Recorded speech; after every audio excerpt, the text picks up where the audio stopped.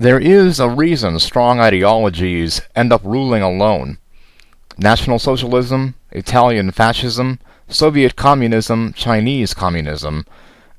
They don't play well with others, no more than do state religions, Catholicism or Protestantism, Islam or Judaism. They don't compromise. Compromise is a betrayal of the purity that is essential to ideologies and religious doctrines. The Republican Party is no different.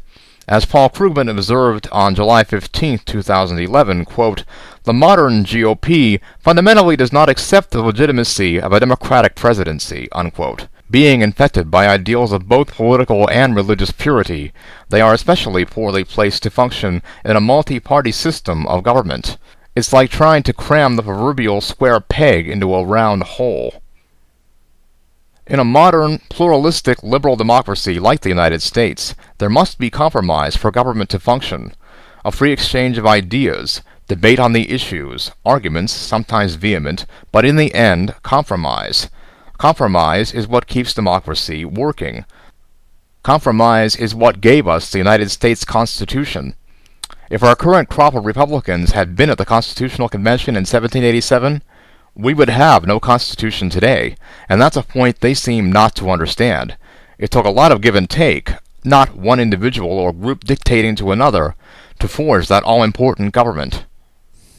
It seems absurd to think that this government and this nation can function without the same willingness to compromise in a much more complex 21st century, but that seems to be the Republican mantra. House Speaker John Boehner is clearly one of those who needs a refresher course in the principles of American government. The Republicans, since 2008, have come to believe that diktat, not compromise, is the essence of government. You can get away with dictating as to a defeated foe when, as under George W. Bush, the dominant party has full control over the executive and legislative branches. But that is not the situation of today, with the Democrats in control of the executive branch and the Senate, and the Republicans still treating the Democrats like a defeated foe subject to their diktat, as their negotiators who didn't negotiate last year demonstrated. On July 13, 2011, a bewildered John Boehner complained, quote, "What the president is asking us to do just won't pass," unquote. Of the White House, he insisted, quote, "The only thing they've been firm on is these damn tax increases." But where tax increases are concerned, polls show the American people are more flexible than Boehner admits. On July 1st, PoliticsUSA.com reported that no less than 19 polls showed that Americans favored tax hikes to cut the deficit. A July 2011 Gallup poll from data gathered July 7th through 10th shows that Americans are open to tax hikes. The largest block of respondents, 32%, expressed the desire to see the deficit reduced by a combination of spending cuts and tax increases. And a July 14, 2011 Quinnipiac poll found that 67% of those surveyed felt that any deal to raise the debt ceiling should include tax hikes on the rich. Yet John Boehner insisted that all he had to do was talk to the American people to find out that they support the GOP's position on no tax hikes. Who was he talking to? The Obama administration's position was expressed by White House Communications Director Dan Pfeiffer, quote, "The president is ready, willing, and able to make the tough choices on entitlements, but you can't have a balanced approach that is good for the country if you are unwilling to ask the wealthy and special interests to pay their fair share. Unfortunately, that is the Republican position right now. Seniors, middle-class families, and college students should sacrifice, but not the wealthiest," unquote. Of course, the White House already had compromised quite a bit, much to the disappointment and anger of liberal and especially progressive Democrats. As Paul Krugman wrote, also on July 15, 2011, quote, "President Obama has made it clear that he's willing to sign on to a deficit reduction deal that consists overwhelmingly of spending cuts and includes draconian cuts on key social programs up to and including a rise in the age of Medicare eligibility. These are extraordinary concessions. As the Times' Nate Silver points out, the president has offered deals that are far to the right of what the average American voter prefers.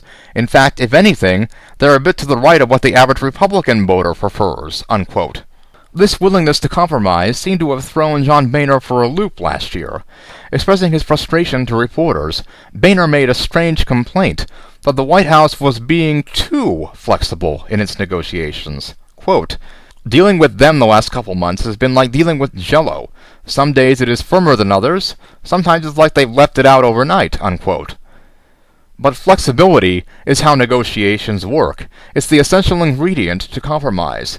The extent to which the modern Republican Party is wedded to an authoritarian ideology is made evident by this puzzlement over the concept of flexibility. The utterly inflexible Republican leadership is baffled by the concept, as if confronting for the first time the fact that sand is a malleable substance. In their black and white thought, bubble negotiations must be between two stout walls, one of which must give way by being utterly crushed by the other.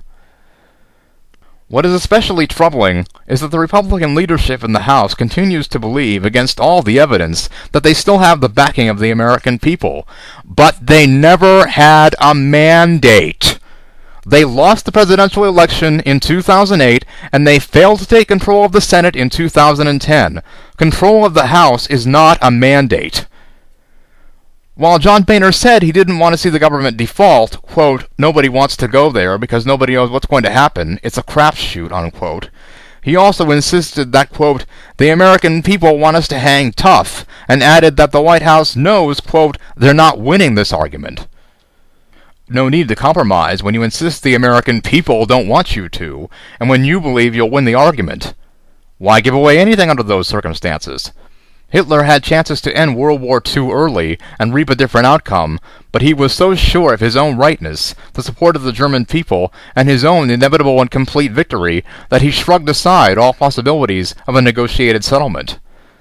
But it's worse even than that. The Republicans in the House slid into a bunker mentality last year. They have ceased to process recent and pertinent data. Boehner's claims are reminiscent of Hitler insisting he was winning the war, even while the Third Reich was largely confined to his underground bunker in a ruined and embattled Berlin.